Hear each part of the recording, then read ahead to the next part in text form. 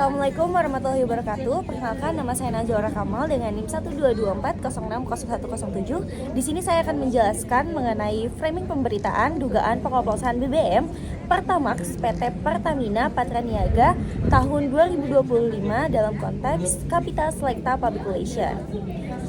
Latar belakang dari isu ini adalah public relation di sini memiliki peran penting dalam menjaga citra organisasi, terutama ketika menghadapi krisis yang mendapat perhatian luas dari publik.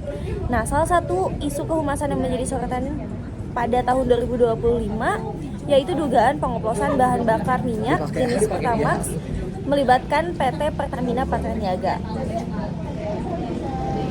Dalam konteks kehumasan, kondisi tersebut menunjukkan pentingnya strategi komunikasi krisis. Cara media mengemas informasi ini sangat mempengaruhi persepsi publik terhadap organisasi. Oleh karena itu, isu ini menarik untuk dianalisis menggunakan teori framing, guna melihat bagaimana media ini membentuk konstruksi realitas mengenai kasus tersebut.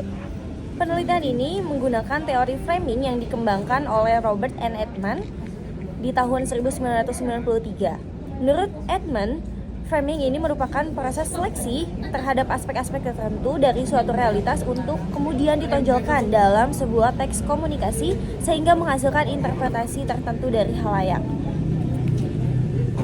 Framing ini dilakukan melalui 4 elemen utama, yaitu define problem, diagnosis cause, make moral judgment, dan treatment recommendation.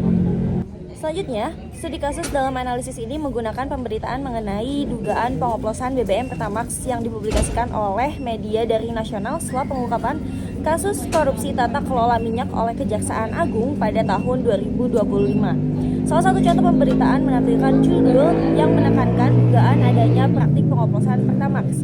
Pemberitaan tersebut banyak dibagikan melalui media sosial sehingga memperkuat persepsi publik bahwa seluruh Pertamax yang beredar merupakan hasil oplosan.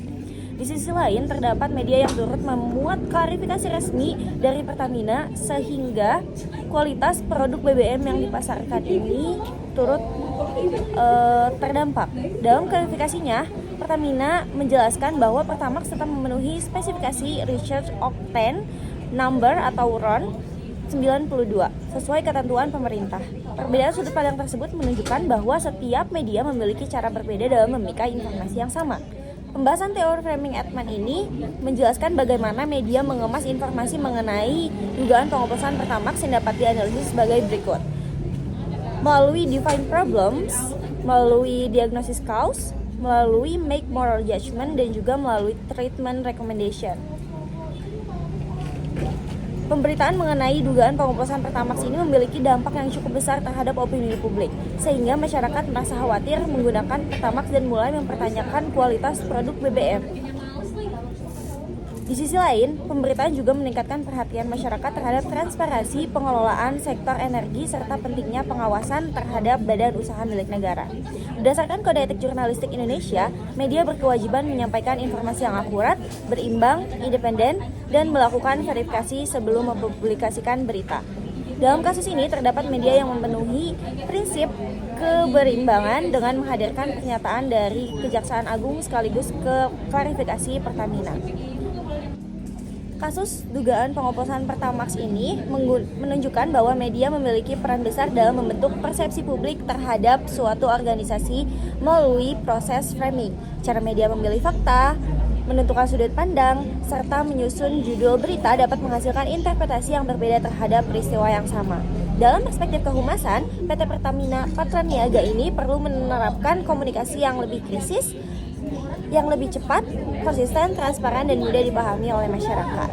Dari sisi media, penerapan kode etik jurnalistik juga harus terus diperkuat melalui proses verifikasi, keberimbangan narasumber, serta penggunaan judul yang tidak menyesatkan. Dengan demikian, pemberitaan mengenai suatu krisis tidak hanya memenuhi fungsi informasi, tetapi juga mendukung terciptanya komunikasi publik yang bertanggung jawab. Sekian yang dapat saya jelaskan mengenai framing pemberitaan dugaan pengoplosan BBM Pertamax PT Pertamina Patraniaga tahun 2025. Wassalamualaikum warahmatullahi wabarakatuh.